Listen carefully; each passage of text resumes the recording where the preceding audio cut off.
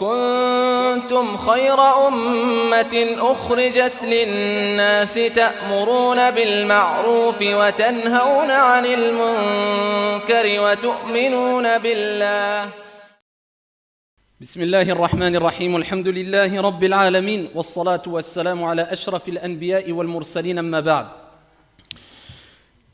Combien de meurtres, combien de séparations, combien de gens ont été touchés par le mauvais œil, par as-sihr, la sorcellerie, combien de vols, combien de trahisons, etc.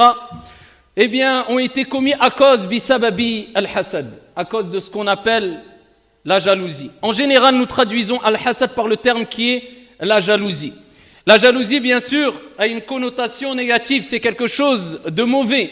Et je ne parle pas d'une certaine ou un certain type d'envie qui n'est pas blâmable, c'est-à-dire le fait d'envier son frère parce que Dieu l'a comblé d'une chose bonne, d'une chose louable, d'une qualité, et il aimerait avoir cette qualité sans désirer que cette qualité qui a été donnée à son frère ne disparaisse. Ça, c'est une envie qui est naturelle et elle peut être permise et quelquefois elle peut être même recommandée, comme on le verra incha'Allah ta'ala. Particulièrement ici, ce qui nous importe, c'est ce qu'on appelle la jalousie, bien sûr, blâmable, mauvaise. C'est le fait de désirer que le bien qu'Allah subhanahu wa ta'ala, que ton Seigneur a donné, car tout bien qu'on a, que nous possédons, vient d'Allah tabaraka wa ta'ala. C'est le fait de désirer que le bien que ton Seigneur a donné, a octroyé à ton frère ou à ta sœur disparaisse. Et c'est le fait de détester qu'un bien quelconque parvienne à ton frère ou à ta sœur.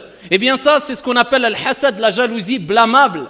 Et cela fait partie de al-kaba'ir, les grands péchés. C'est-à-dire que celui qui tombe dans ce type de jalousie, eh bien, doit se repentir auprès de son Seigneur tabaraka wa ta'ala en remplissant bien sûr les conditions du repentir qu'on a déjà évoqué maintes fois. Donc ayyuhal ahibba, ce type de jalousie est à abandonner, est à délaisser, est à bannir. Et bien sûr, le type de jalousie ou le type d'envie, ce qu'on appelle quelquefois par al-ribta, ce type d'envie qui est le fait simplement de vouloir ce que ton frère a sans désirer que la chose que ton frère a ne disparaissent, eh bien, de ce point de vue-là, on dira que ce type d'envie, il n'y a pas de mal. Mais il faut bien vouloir ce que ton frère a à partir du moment où ce que ton frère a est une chose bonne, est une chose louable, est un bienfait et n'est pas une chose mauvaise pour toi, pour ta santé, pour ton entourage, pour ta religion. Et surtout, il ne faut surtout pas désirer que cette chose disparaisse chez ton frère. À ce moment-là, il n'y a pas de mal, incha'Allah tabaraka wa ta'ala. Il faut savoir, ayyuhal akhyar, que le jaloux n'a rien à gagner. Si ce n'est que frustration et perte, comme on le verra. Frustration, il suffit ici de rapporter la parole de Al-Ahnaf ibn Qais, rahmatullahi alayhi, quand il dit « Le jaloux ne goûtera jamais à la quiétude ». Ce n'est pas possible. Quelqu'un qui est jaloux, il ne sera jamais tranquille. Parce qu'il veut toujours que ce que son frère a eu, eh bien disparaisse. Et donc il restera en permanence et il passera son temps à surveiller son frère ou sa sœur. Est-ce qu'il a toujours ce bienfait? Est-ce qu'il a disparu? Et quand il va voir que ce bienfait non seulement est toujours présent chez son frère ou chez sa sœur, mais en plus de cela, eh bien Dieu l'a fait accroître, a fait accroître ce bienfait, eh bien là il deviendra fou. Et c'est pour ça qu'on voit en général les gens qui perdent la raison particulièrement ici, je dis, la raison et qui font un peu tout et n'importe quoi. Et ils sont prêts même à dépasser, à transgresser les limites d'Allah Jalla wa Ala, quitte à tomber dans les grands péchés. Ce sont en général les jaloux. Ils sont prêts à médire leurs frères, à calomnier, à tuer, à mentir, à voler, à trahir, à séparer, etc. Tellement qu'il a été rongé, son cœur a été rongé par la jalousie, wal iyadu billah. Et en général, les gens jaloux, eh bien, ce sont toujours ceux qui essayent d'imiter ceux qui ont été comblés par un bienfait. Son objectif, c'est d'imiter un tel qui a eu un bienfait. Il a acheté telle chose, je veux acheter la même chose. Il a fait telle chose, je veux faire la même chose. Il a été dans tel endroit, je veux aller dans tel endroit. C'est-à-dire qu'il est en manque il n'a pas vraiment une personnalité à lui. Il veut à chaque fois imiter les gens qui ont été comblés de bienfaits et il ne cesse de les médire ou de les calomnier ou même peut-être d'invoquer contre eux, wal iyadhu billah. Et tout cela fait partie bien sûr des grands péchés, si cela est basé sur la jalousie réprouvée, comme on l'a cité précédemment. Donc, on a dit que le jaloux ne goûtera pas à la quiétude, au contraire, il ne connaîtra que la perte. Et la preuve de cela, à titre d'exemple, rapporté par l'imam Abu Daoud, le prophète alayhi afdalus salati wa askat taslim a dit Iyyakum wal hasad. Ce hadith est jugé faible par certains et bon par d'autres savants du hadith. C'est pas parce qu'un savant du hadith a dit faible, ça y est, tout le monde va dire il est faible. Il y a une divergence sur l'authenticité du hadith ala kullin. Les savants l'utilisent et il est important de rappeler l'authenticité ou la faiblesse d'après les paroles des savants du hadith. Iyyakum wal hasad. Méfiez-vous de la jalousie. Et le prophète alayhi salatu wassalam a dit la jalousie consume ou dévore ou détruit, si tu veux, traduction approximative du sens, les bonnes actions. Et Dieu sait comment sont importantes les bonnes actions. Certaines personnes, il leur manquera une hasanat pour entrer au paradis. Eh bien, le prophète alayhi salatu wassalam nous dit la jalousie, ce comportement qu'on a cité, ou certains critères de comportement qu'on a cités, eh bien, si tu les as, eh bien, regarde ce que cela va provoquer. La jalousie détruit al-hasanat, les bonnes actions, comme le feu détruit le bois ou consume le bois.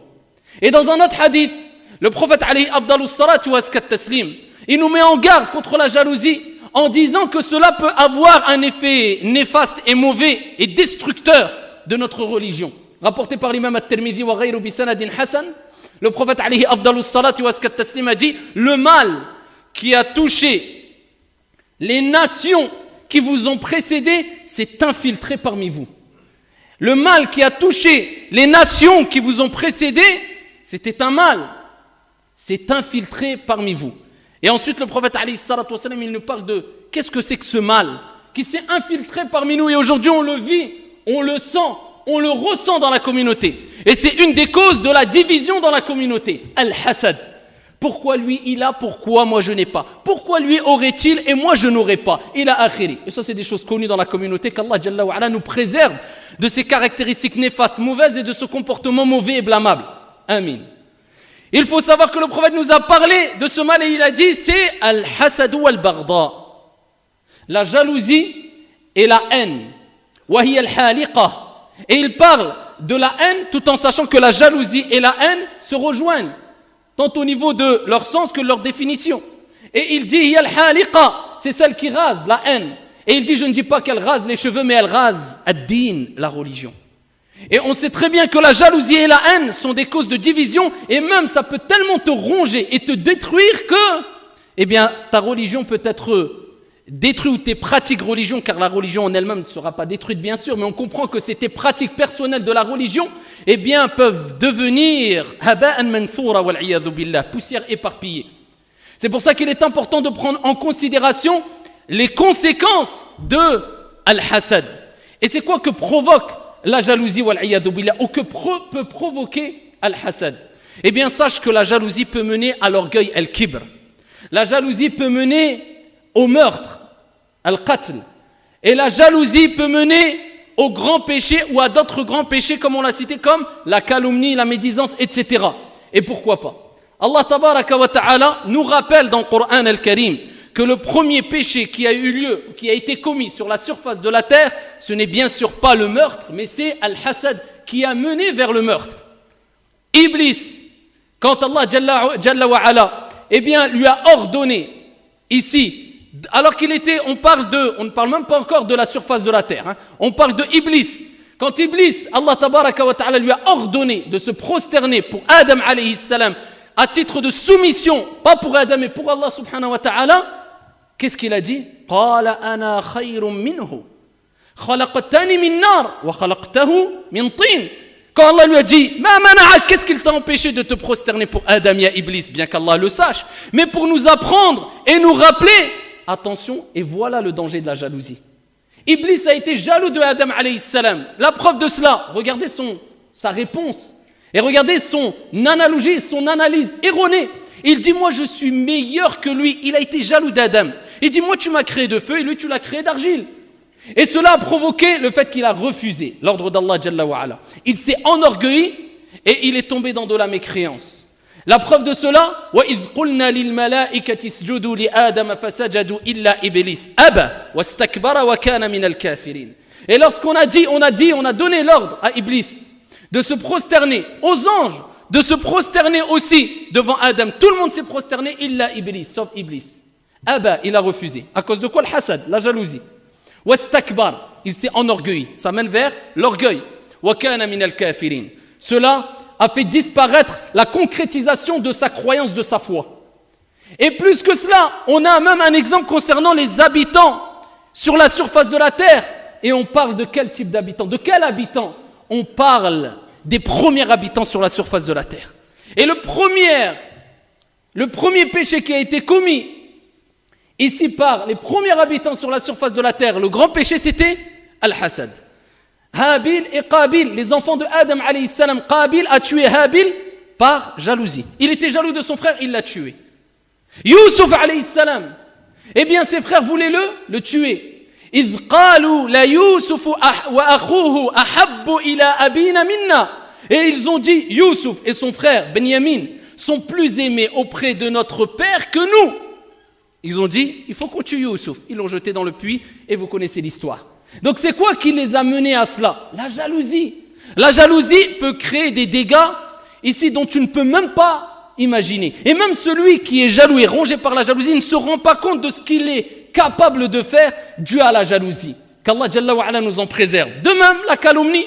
Combien de gens passent leur temps, au nom de l'islam quelquefois, à calomnier, à toucher à l'honneur de leurs frères et leurs sœurs, alors que les textes sont connus, clairs, répétés dans le Coran et la Sunna, concernant la gravité de toucher, porter atteinte à l'honneur de son frère, ou à dénigrer son frère, ou à rabaisser sur son frère, ou alors à, ici, causer un quelconque préjudice à son frère. Mais avec cela, la jalousie le pousse tellement à être aveugle du cœur avant d'être aveugle des yeux qu'il ne voit plus rien. Et peu importe, pour lui la porte est ouverte, eh bien je calomnie et je touche à l'honneur. Et souvent ces gens-là sont touchés, pour la plupart du temps, par al-hasad wal-iyadhu billah, qu'Allah Jalla wa Ala nous en préserve. Parmi les choses à retenir, ahibbati fillah, c'est qu'il suffit, pour exhorter le jaloux, de lui rappeler que tout ce que ton Seigneur, tabaraka wa ta'ala, donne, eh bien, cela est dû à un partage équitable. Et ton Seigneur s'appelle Al-Hakim ou Al-Hakim, le sage et le juge par excellence. Donc Allah tabaraka wa ta'ala, s'il a donné à Foulan et il ne t'a pas donné à toi, c'est qu'il y a une sagesse derrière cela. Et si tu es en désaccord avec ce partage, c'est comme si tu disais, comme l'a dit Ibn Qayyim, Ya Rab, tu es injuste. Tu as donné un tel et tu ne m'as pas donné à moi, wal-iyadhu billah.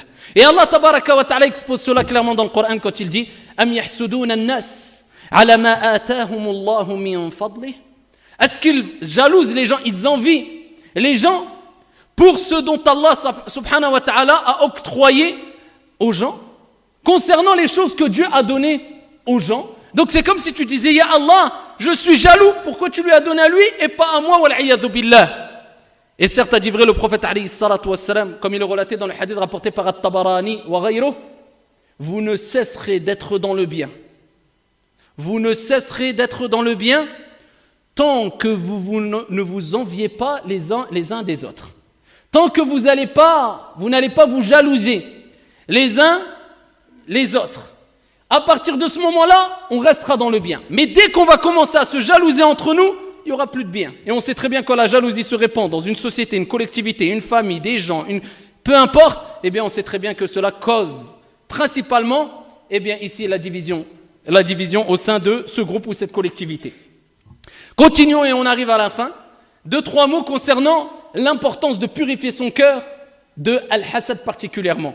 Vous connaissez le hadith et il y a plusieurs variantes de ce hadith-là. Parmi ces variantes-là, il y a le hadith rapporté par l'imam Ahmad rahmatullahi alayhi bisanadin Hassan, où le prophète alayhi afdalus salatu wa askat taslim a exhorté les compagnons. Et le hadith est rapporté par Anas ibn Malik radiyallahu anhu warda, qui dit nous étions assis avec le prophète alayhi salatu wa salam. Un homme est entré parmi al-Ansar. Il avait la barbe mouillée dû au fait qu'il avait fait ses ablutions. Et en tenant dans sa main gauche ses sandales. Il rentre dans la mosquée et le prophète alayhi salatu wa salam dit voici une personne qui fait partie des habitants du paradis et qui va rentrer. Donc les compagnons voient cet homme-là, rien de particulier, aucun signe qui pourrait montrer voilà la raison qui a fait de lui une personne vouée au paradis. Et s'est levé Abdullah ibn Amr et il a été intrigué. Il a dit lui fil jannah. Il a dit qu'est-ce qu'il fait, on ne le connaît pas particulièrement pour avoir fait telle ou telle action qui ferait de lui une personne parmi les habitants du paradis. Il a demandé l'autorisation donc à ce compagnon d'habiter chez lui pendant 3 nuits. Donc il a accepté Et il est parti chez lui. Première nuit, deuxième nuit, troisième nuit, il n'a rien vu de spécial qui fait de lui une personne ou qui pourrait faire de lui une personne vouée au paradis. De façon apparente. Mais nous, malheureusement, on joue trop sur l'apparence. Même quand quelquefois, ces traits de caractéristiques apparents ne sont pas une priorité dans notre vie ou bien ne relèvent même pas d'une sunna recommandée ou obligatoire. Et l'intérieur, hadith wala haraj, avons-nous oublié la règle at-takhliya qabla at-tahliya. La purification avant l'ornement. Al-qalb. Yawma la yanfa'u malun wala banun illa man ata Allah bi qalbin salim. Le jour où ni les biens ni les enfants ne profiteront en rien, si ce n'est que celui qui rencontrera son Seigneur avec l'intérieur. C'est caché, le cœur. Un cœur saint, pur. C'est-à-dire qui a été purifié de toutes les maladies détestées par Allah subhanahu wa ta'ala et son messager. Eh bien, quand il est rentré et qu'ils l'ont vu, les compagnons, ils se sont dit, on ne va pas en rester là, on veut voir qu'est-ce qu'il a fait. 3 jours, rien de spécial. Il est parti le voir.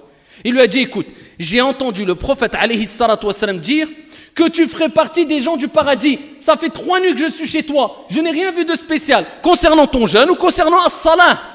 Il lui a dit, je ne fais rien d'autre que ce que tu as vu, si ce n'est que je n'éprouve aucune, si on veut traduction approximative d'après cette version, tromperie ou vice vis-à-vis d'aucun de mes frères, aucun des musulmans et musulmanes, et je n'éprouve dans mon cœur aucune jalousie vis-à-vis de qui que ce soit.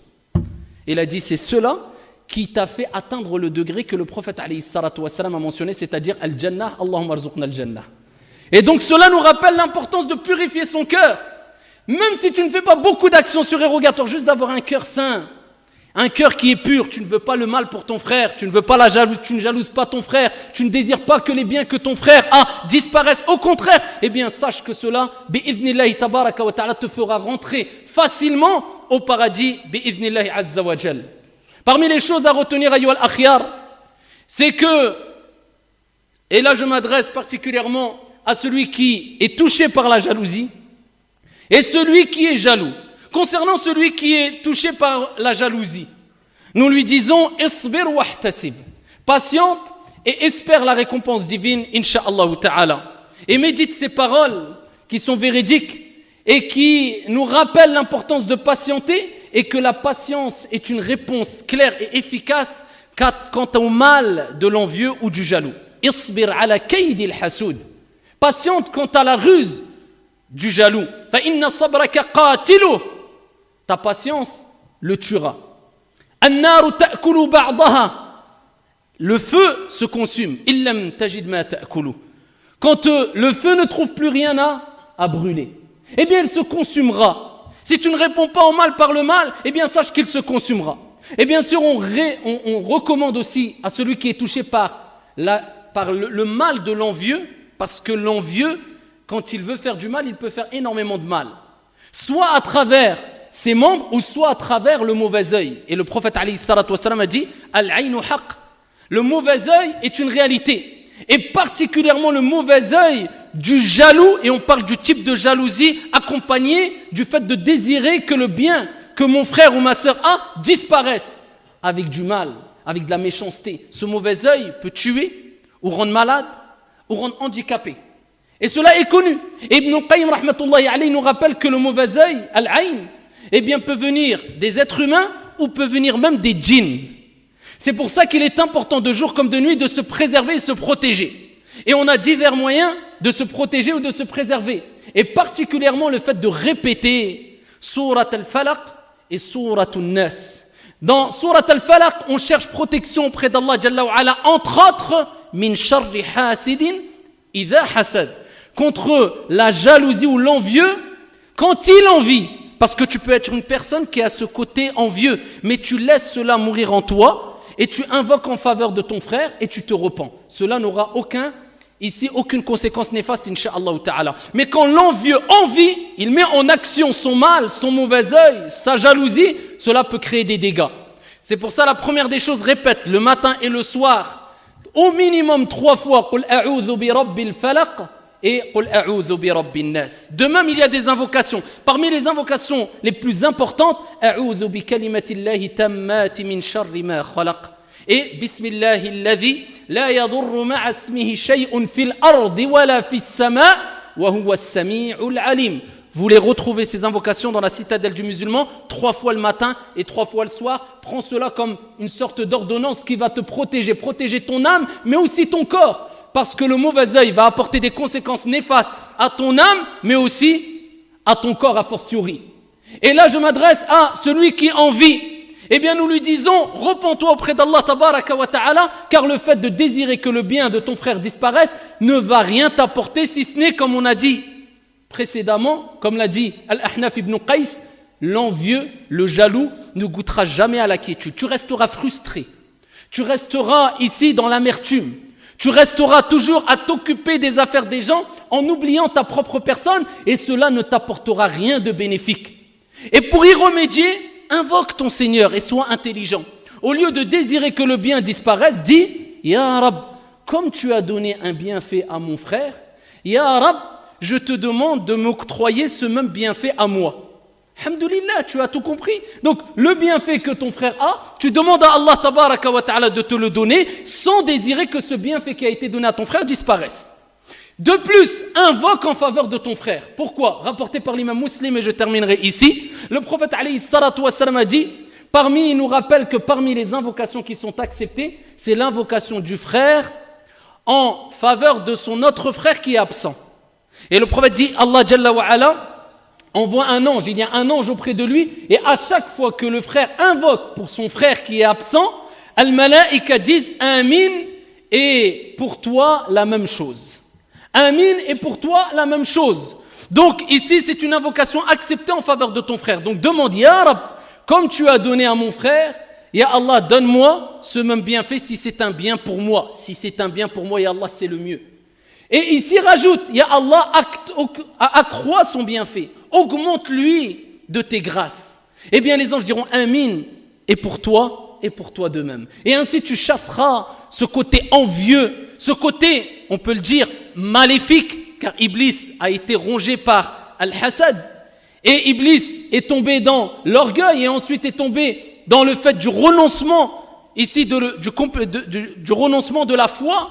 Eh bien, nous disons attention à ce côté maléfique qui peut prendre le dessus sur toi, wal'iyadhu billah. Qu'Allah subhanahu wa ta'ala purifie nos cœurs de la jalousie et de l'envie mauvaise et qu'Allah tabaraka wa ta'ala nous unisse sur la fraternité et la sincérité et l'amour en Allah tabaraka wa ta'ala. Innahu waliyu dhalika wal qadiru alayh. هذا وصلوا وسلموا رحمكم الله على نبي المختار كما أمركم بذلك جل وعلا حينما قال إن الله وملائكته يصلون على النبي